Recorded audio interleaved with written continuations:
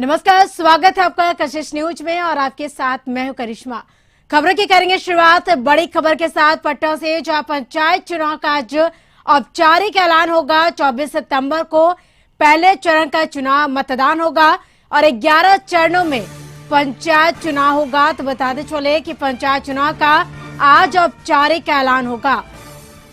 हालांकि आज जारी होगी पहले चरण की अधिसूचना। बताते चले कि हालांकि जिस तरह से पिछले कैबिनेट में 11 चरण में चुनाव कराने की मंजूरी दी थी, और बताते चले कि हमारे संवाददाता मरगूब आलम की ये रिपोर्ट देखिए।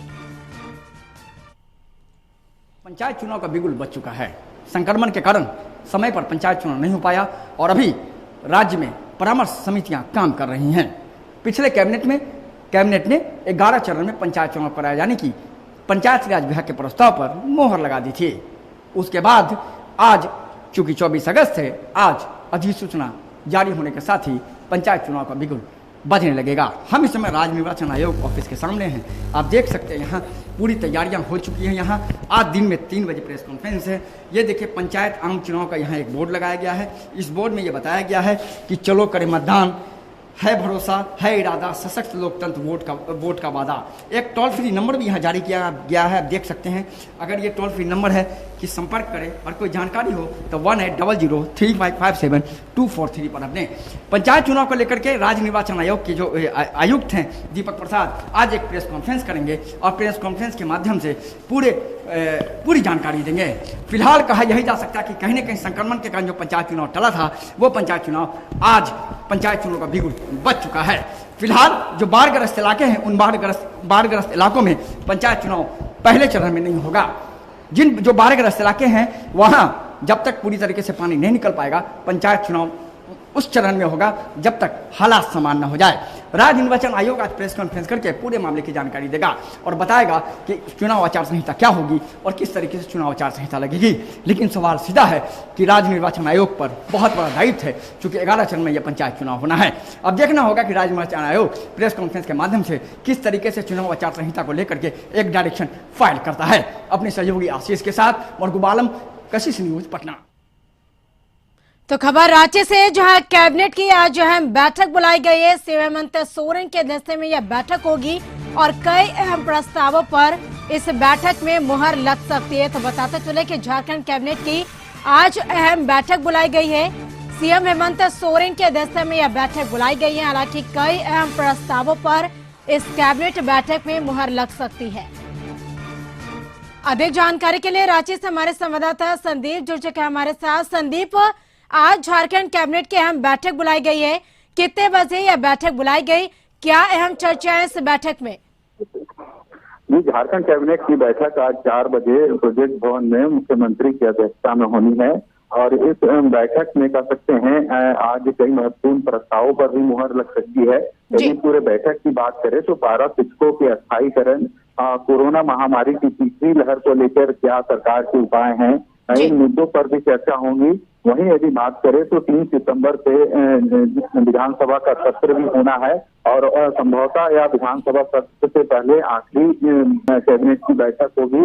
तो कई ऐसे फैसले इस कैबिनेट की बैठक में लिए जा सकते हैं ताकि जो मानसून सत्र 3 सितंबर से शुरू होना है तो उसमें हेमंत सरकार कुछ महत्वपूर्ण निर्णय लेकर विधानसभा सत्र के दौरान विपक्ष की जो आलोचना होगी या जो विपक्ष के द्वारा हंगामे किए जाते हैं, उन सभी को देखते हुए इस कैबिनेट की बैठक को अहम माना जा रहा है। क्योंकि इस बैठक में कई महत्वपूर्ण निर्णय भी लिए जा सकते हैं, क्योंकि सत्र से पहले क्योंकि जिस तरह से विधानसभा सत्र के दरमियान जो विपक्ष होता है सरकार की नीतियों और योजनाओं को भी लेके हल्ला मचाती है या फिर विरोध करती है, तो सरकार भी यह चाहेगी कि इससे पहले। चलिए संदीप, हम आपसे पल पल के अपडेट लेते रहेंगे। फिलहाल तमाम जानकारी के लिए शुक्रिया।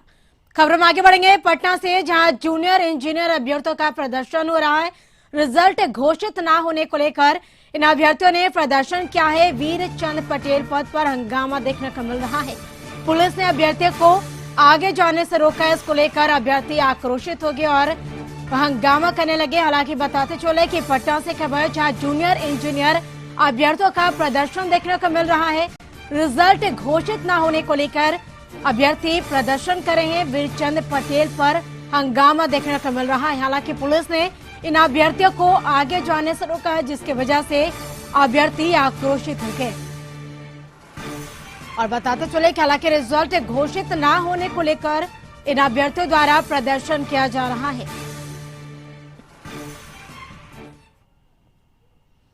अधिक जानकारी के लिए पटना से हमारे संवाददाता मरगूब आलम जुड़ चुके हैं हमारे साथ। फिर मरगूब, किन मामलों को लेकर इन अभ्यर्थियों के द्वारा हंगामा किया जा रहा है? देखिए, निश्चित तौर पर इन लोगों का कहना है कि पिछले 1 साल से ये लोग बिहार टेक्निकल सेवा आयोग के द्वारा जो जूनियर इंजीनियर का इन लोगों का परीक्षा लिया गया था, वो परीक्षा नंबर बेसिस के आधार पर था और इन लोगों का लगभग 1 साल पहले लिया गया और लगातार गुहार लगाने के बाद भी परीक्षा फल नहीं घोषित किया गया। तो इन लोगों ने आज बिहार टेक्निकल सेवा आयोग के सामने प्रदर्शन करने के लिए ये लोग निकले थे। वीर चंद्र पटेल पथ पर 500 की संख्या में अभ्यर्थी जा रहे थे। उसके बाद पुलिस ने इनको रोक लिया क्योंकि प्रतिबंधित इलाका है। उसके बाद ये वहाँ पुलिस के अधिकारी से इनकी बातचीत हुई है। उसके बाद अभी तत्काल मजिस्ट्रेट को बुलाया गया है, मजिस्ट्रेट से बातचीत चल रही है। टेक्निकल सेवा आयोग के अधिकारियों से ये लोग बातचीत करने की कोशिश कर रहे हैं और बातचीत हो जाएगी तो इनसे प्रतिनिधिमंडल को मिलाया जाएगा। लेकिन देखिए कितनी बड़ी लापरवाही है। इनका कहना है कि लगातार गुहार के बाद भी, इसमें सबसे ज्यादातर लड़कियां हैं और ये लोग लगातार गुहार के बाद भी रिजल्ट को नहीं निकाला जा रहा है। इसी से आक्रोशित होकर आज इन लोगों ने यहाँ प्रदर्शन किया है। फिलहाल पूरे मामले में कहा जा रहा है कि अधिकारियों से बातचीत कराने की कोशिश की जा रही है। जैसे ही बातचीत हो जाएगी उसके बाद इन लोग का प्रदर्शन यहाँ से वापस जाएगा। लेकिन अभी ये लोग जमे हुए हैं और इस बात पर अड़े हैं कि इनकी बातचीत अधिकारियों से कराई जाए और एक आश्वासन दिलाया जाए, उसके बाद ही लोग यहाँ से जा पाएंगे। चले मरगूब, तमाम जानकारी के लिए शुक्रिया। खबरों में आगे बढ़ेंगे। केंद्र सरकार ने सोमवार को नेशनल मोनेटाइजेशन पाइपलाइन यानी NMP प्रोग्राम की शुरुआत की है, जिसके तहत अगले कुछ सालों में राष्ट्रीय राजमार्ग, railway route, stadium, warehouse, power grid, pipeline जैसी सरकारी बुनियादी ढांचा संपत्तियों को निजी क्षेत्र को कमाई के लिए लीज पर देकर केंद्र की मोदी सरकार करीब 6 लाख करोड़ रुपए जुटाने की तैयारी कर रही है। मीडिया रिपोर्ट के मुताबिक बिहार में पटना एयरपोर्ट और 7 सड़कें और पैसेंजर ट्रेनों को निजी हाथों में सौंपा जाएगा। पटना एयरपोर्ट को 2023 तक निजी हाथों में सौंप दिया जाएगा और दावा है कि एयरपोर्ट लीज पर देने से सरकार को 1000 करोड़ रुपए मिलेगा। वहीं बिहार की जिन 7 सड़कों का जिक्र किया गया है उसमें हाजीपुर मुजफ्फरपुर यानी 39 किलोमीटर, पूर्णिया दालकोला 36 किलोमीटर, कोटवा मेसी मुजफ्फरपुर यानी 80 किलोमीटर, खगड़िया पूर्णिया 70 किलोमीटर यानी मुजफ्फरपुर सोनवर्षा 142 किलोमीटर, हालांकि बाराचट्टी और गोरर 80 किलोमीटर और मोकामा मुंगेर सड़क को 69 किलोमीटर निजी हाथों में दे दिया जाएगा। और इसके अलावा पटना जंक्शन से प्राइवेट पैसेंजर ट्रेनें भी चलेंगी। वित्त मंत्री निर्मला सीतारमण ने कहा कि कुल 13 तरह की जो संपत्तियों को बेचकर या फिर लीज पर देकर 6 लाख करोड़ रुपए जुटाने का लक्ष्य रखा गया है। वित्त मंत्री निर्मला सीतारमण ने कहा कि इन एसेट का ओनरशिप सरकार के पास ही रहेगा, बस इन्हें कमाने के लिए ही पार्टियों को दिया जाएगा, जिसे वे कुछ साल के बाद वापस कर देंगे। नेशनल मोनेटाइजेशन पाइपलाइन केंद्र सरकार के अगले 4 साल में एसेट से कमाई की एक योजना है और निजी क्षेत्र ऐसे बहुत सारे इंफ्रास्ट्रक्चर का विकास करेंगे और उस पर कई साल तक कमाई करेंगे और एक निश्चित समय के बाद वे इन एसेट को सरकार को वापस करेंगे। राष्ट्रीय राजमार्ग, railway route, stadium, power grid, pipelines में 6 लाख करोड़ रुपए की जो बुनियादी ढांचा है, संपत्तियों के मोनेटाइजेशन की योजना को मोदी सरकार ने अंतिम रूप दे दिया है। और वही बात बता दें कि NMP में मोदी सरकार ब्राउन फील्ड इंफ्रास्ट्रक्चर एसेट यानी तैयार बुनियादी ढांचे से पैसे जुटाने की कोशिश कर रही है।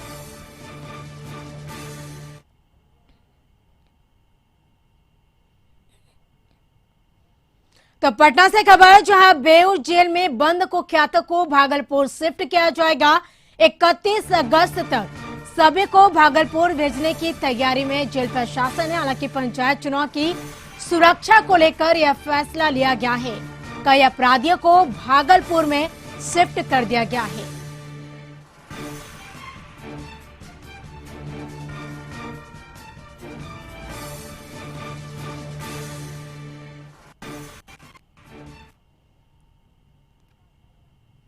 कटिहार में कोड़ा प्रखंड क्षेत्र के मधुरा पंचायत में बाढ़ का कहर जारी है और 10 दिनों से बाढ़ पीड़ित परिवार सड़क पर किसी तरह से जीवन गुजर बसर कर रहे हैं और सरकार कहती है कि सरकारी खजाने पर पहला हक आपदा पीड़ितों का है, लेकिन पीड़ितों का कहना है कि अगर ऐसा रहा तो फिर इतने दिनों तक कोई जनप्रतिनिधि या फिर अधिकारी देखने क्यों नहीं पहुंचे।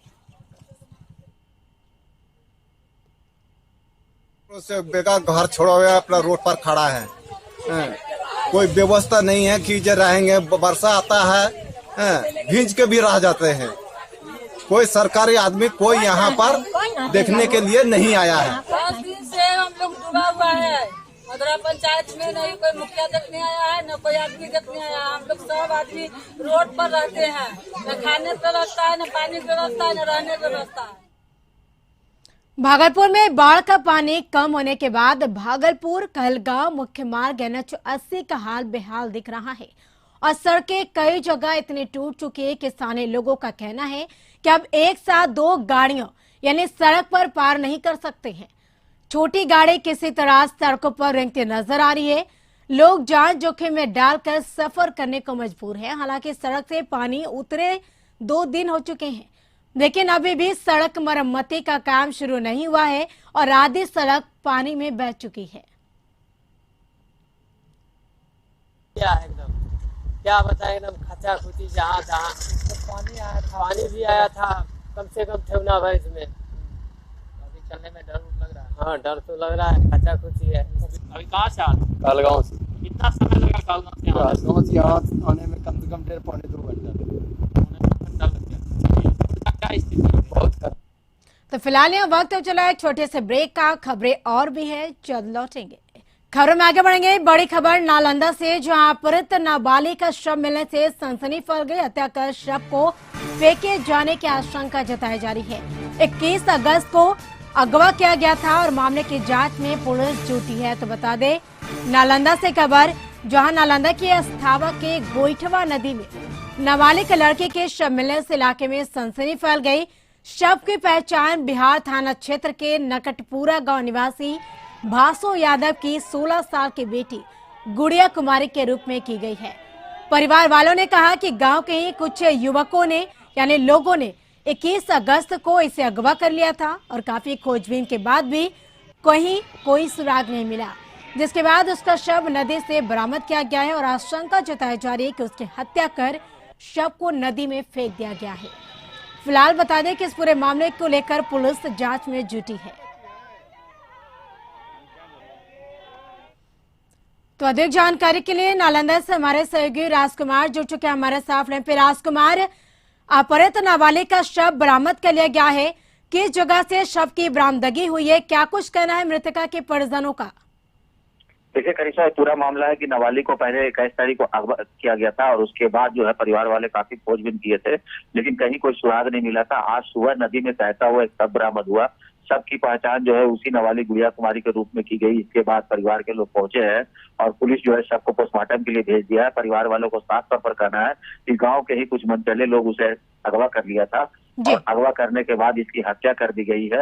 हालांकि कहीं न कहीं परिवार वालों को ये भी आशंका है कि लड़की के साथ दुष्कर्म की भी घटना को अंजाम दिया गया है, लेकिन ये पूरा मामला तब स्पष्ट होगा जब लड़की का पोस्टमार्टम रिपोर्ट आएगा। फिलहाल बिहार थाना पुलिस जो है लड़की का शव को पोस्टमार्टम के लिए भेज दिया है और जो भी इसमें आरोपी है पुलिस ने कहा किसी को बख्शा नहीं जाएगा। पूरे मामले की वैज्ञानिक अनुसंधान की जाएगी। सभी का टावर लोकेशन निकाला जा रहा है और साफ तौर पर कहना है थाना अध्यक्ष की जो भी इसमें दोषी होंगे, जिसने भी षड्यंत्र रचा हुआ, किसी को बख्शा नहीं जाएगा। जी चलिए राजकुमार, तमाम जानकारी के लिए शुक्रिया। खबरों में आगे बढ़ेंगे। रांची में डेली मार्केट थाना इलाके के धोबी घाट में दीवार गिरने से एक युवक की मौत हो गई। बता दें कि 3 घायलों को नजदीकी अस्पताल में भर्ती कराया गया है। घटना डेली मार्केट थाना इलाके के धोबी घाट का है, जहां एक पिता अपने 2 दिनों से यानी गायब लड़के की खोज में धोबी घाट आया हुआ था। उसी दरमियान दीवार गिर जाने की वजह से उसके चपेट में आ गया, जिससे घटनास्थल पर ही एक की मौत हो गई और 3 गंभीर रूप से घायल हो गए। तो एक फादर और एक बेटा अपने बड़े बेटे को खोजने के लिए, मतलब पता करने के लिए कि वो कुछ दिनों से अपने घर नहीं आया है, तो उसके दोस्त के पास उसके घर आए थे पता करने कि कहाँ है आखिर में। तो उसी बीच एक बड़ा हादसा हो गया कि बाउंड्री वाल गिर गया। 4 लोग थे, जिसमें 3 अभी सीरियस पोजीशन में और एक। बेगूसराय में शौच के लिए घर से निकले शख्स का शव गांव के बाहर पेड़ से लटका मिला।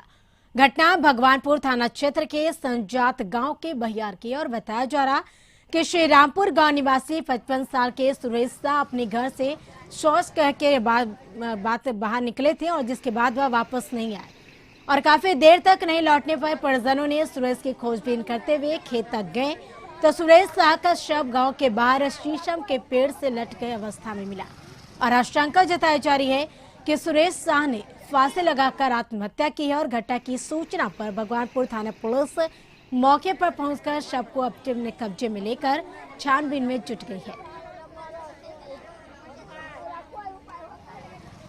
रांची जिला मुख्यालय से मात्र 3 किलोमीटर दूर कोंगे जयपुर गांव में वर्षों से वहां के ग्रामीण पुल बनने का इंतजार कर रहे हैं और कांके प्रखंड के जयपुर कोंगे गांव में हजारों की संख्या में ग्रामीण निवास करते हैं, लेकिन इधर विगत 3 वर्षों से यहां के ग्रामीण अर्धनिर्मित पुल का निर्माण न होने की वजह से काफी परेशान हैं। ग्रामीणों का कहना है कि रघुवर सरकार में इस पुल का शिलान्यास किया गया था, फिर आनन फानन में इसकी ढलाई भी शुरू की गई और जो पुराना पुल था उसे तोड़ दिया गया और ग्रामीणों को आश्वासन दिया गया कि मात्र 6 महीने में पुल का निर्माण कर लिया जाएगा, लेकिन 3 वर्ष से अधिक हो जाने के बाद भी इस पुल का निर्माण नहीं हो सका। 2018 में हुआ है और आज तक बनी नहीं है ना। अब 3.5 साल हो गया है, बना नहीं है। पुल जो बना हुआ था यहाँ से गया हुआ था पुल, उसको तोड़ दिया और इसको बनाया नहीं। जो आदमी चलता था वो भी चलना बंद हो गया और अच्छा खासा पुल को तोड़ा गया। आज 3.5 बरस बाद भी पुल नहीं बन रहा है। इसमें सरकार का ध्यान नहीं है, जबकि हम लोग मुख्यमंत्री आवास से 3 किलोमीटर के नज़दीक में कोंगे जयपुर बस्ती है, गांधीनगर के समीप, लेकिन ये पुल का और ये रोड का ये हाल है कि लोग का जाना आना मुहाल है। साल हो रहा अभी तक बना नहीं है और ये पुल में बहुत रोड में घटना हो रहा है, इसका कोई सुनाई नहीं हो रहा है। दुमका के मसालिया प्रखंड सभागार में कोर्ट कैंप का आयोजन किया गया। इस दौरान 68 प्रधानी वादों की सुनवाई की गई। वहीं 29 ऐसे मामले थे जिसमें अंतिम आदेश दिया गया और इसमें ऐसे ही मामले थे जो कि न्यायालय से आए हुए थे और इस मामले के निष्पादन के लिए 31 अगस्त की तिथि निर्धारित की गई है।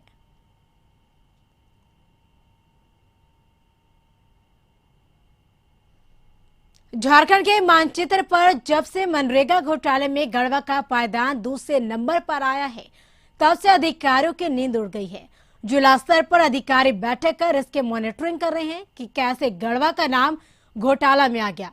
जिला समाहरणालय के सभागार में डीडीसी ने सभी प्रखंडों में मनरेगा योजना में बिना काम किए ही पैसे की अवैध निकासी की जांच में जुटे हुए हैं। सोशल ऑडिट में किन लोगों पर जुर्माना लगाया गया था जो अभी तक नहीं भर पाए हैं, उनकी भी छानबीन की जा रही है और बैठक में डीडीसी ने वित्तीय वर्ष 2017 से 20 तक किए गए सामाजिक अंकेक्षण के दौरान पाई गई त्रुटि के निराकरण और उसे मनरेगा सॉफ्ट के पोर्टल पर यानी साक्ष्य सहित अपलोड करने के संबंध में आवश्यक दिशा निर्देश दिया है। डीसी ने सभी प्रखंड विकास पदाधिकारी को निर्देश दिया है कि 3 दिनों के अंदर अंकेक्षण में पाए जाने वाली त्रुटि पंचायत और प्रखंड स्तर से पारित किए गए ज्यूरी के निर्णय के आलोक में प्रतिवेदन तैयार करने का आदेश दिया है। और बैठक में उप विकास आयुक्त ने सोशल ऑडिट में प्रखंडवार मामलों की समीक्षा भी की है। 40,000 में 40,000 ही अगर व्ययगत राशि हुई है, कुछ ऐसे भी एग्जाम्पल हैं कि 4,40,000 में 40,000 ही व्ययगत राशि हुई है, तो वसूलनीय राशि 40,000 से ज़्यादा तो नहीं हो सकती है ना। लेकिन वहाँ दिखाया जा रहा है वसूलनीय राशि टोटल अमाउंट प्राकलित राशि। तो जिस योजना में 40,000 का ही भुगतान हुआ उसमें 4,40,000 हम वसूल कैसे लेंगे? ऐसे भी वहाँ पे पोर्टल के का शुद्धिकरण अगर हो जाएगा तो ये सारे कन्फ्यूजन मिट जाएंगे। और आज बड़ी व्यापक मतलब जूम ऐप पे VC हुआ है। खगड़िया में युवक को पुल के पिलर पर चढ़कर मोबाइल से सेल्फी लेना महंगा पड़ गया। युवक आशीष कुमार पोज लेकर सेल्फी ले रहा था और इसी दौरान गंगा की तेज धार में गिर गया, जिससे उसकी मौत हो गई। घटना गोगरे थाने इलाके के कमाथान गंगा घाट की। इन सबके बीच घटना के बाद से परिजनों का रो रो कर बुरा हाल है। और खबरों के बारे में बताया जा रहा है कि आशीष अपने एक अन्य दोस्त के साथ पुल के पिलर पर चढ़कर सेल्फी ले रहा था और इसी दौरान हादसे का शिकार हो गया।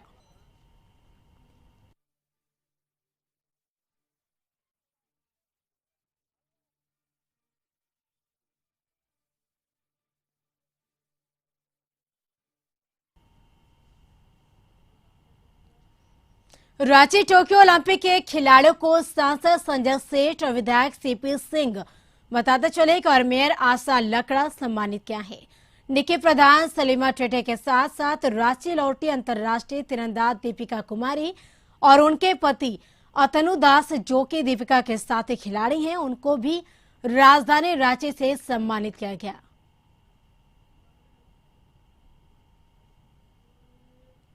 देखिए आज बहुत अच्छा लग रहा है क्योंकि यहाँ बहुत सारे लोग सम्मानित करने के लिए आए हैं, तो मतलब काफी अच्छा लग रहा है। तो बिल्कुल बहुत अच्छा लग रहा है। हम लोग यहाँ पे हम लोग को इस तरह से बुलाया और इतना सब लोग सम्मान कर रहे हैं, सब लोग इतना प्यारे प्यारे गिफ्ट हम लोग के लिए लेके आए। काफी अच्छा लग रहा है, बहुत ज्यादा खुश है हम लोग। जी मुझे तो बहुत ही अच्छा लग रहा है और शादी के बाद ये पहली बार मैं आया हूँ अपने ससुराल, और ससुराल का खातिरदारी अलग और यहाँ पे रांची का खातिरदारी जो है वो बहुत अच्छा लग रहा है। मुझे बहुत फील हो रहा है अच्छा। हम और भी ज्यादा मेहनत करेंगे और जितना हो सके हम पूरी जान लगाएंगे और खुद को और ऊपर ले जाने की कोशिश करेंगे। दखन की बेटी रांची की बेटियों ने हमारा प्यारा न्यारा तिरंगा टोक्यो में फहरा और प्रधानमंत्री जी ने जो ऊर्जा भरी और जो हौसला बढ़ाया, जो जीते उनका भी हौसला बढ़ाया, उनका भी सम्मान किया, जो चूक गए उनका भी सम्मान किया, उनका भी हौसला। हजारीबाग में इन दिनों जाम की समस्या आम बन गई है। शहर के सभी मुख्य चौक चौराहे सहित प्रमुख रास्तों में सुबह 9 बजे से रात के 9 बजे तक जाम की हालत बनी रहती है और आलम यह है कि शहर के अंदर आधा से यानी 1 किलोमीटर की दूरी तय करने में भी लोगों को घंटों लग जा रहे हैं और यहाँ तक कि गंभीर हालत में मरीजों को ले जा रहे एम्बुलेंस को भी जाम में घंटों फंसना पड़ रहा है।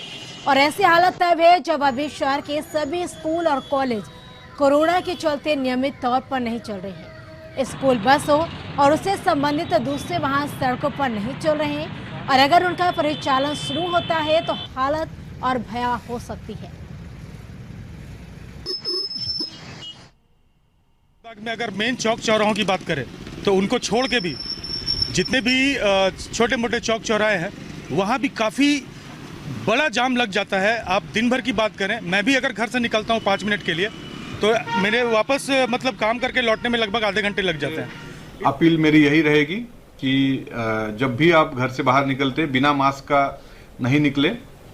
जहाँ तक ट्रैफिक जाम की समस्या है, मैंने 2 दिन पूर्व ही ट्रैफिक थाना प्रभारी को और संबंधित पदाधिकारियों को अपने पास बुला के मैंने ट्रैफिक सिचुएशन का जायजा लिया था और कुछ एक बिंदुओं को हम लोगों ने चिन्हित किया है जिसमें हम लोग कुछ रोड्स को 1 वे कराने की अभी योजना। गढ़वा जिले में करोड़ों के डाकघर घोटाले में जांच जैसे जैसे आगे बढ़ रही है वैसे वैसे एक से बढ़कर एक खुलासे हो रहे हैं। पुलिस ने वैसे तो इस घोटाले के मास्टरमाइंड कामेश्वर राम को गिरफ्तार कर लिया, लेकिन इस घोटाले की जड़ें अभी बहुत गहरी है और इस घोटाले में कामेश्वर राम के अलावा 4 दूसरे आरोपी भी हैं, जिनमें से 3 लोग पहले ही सरेंडर कर चुके हैं।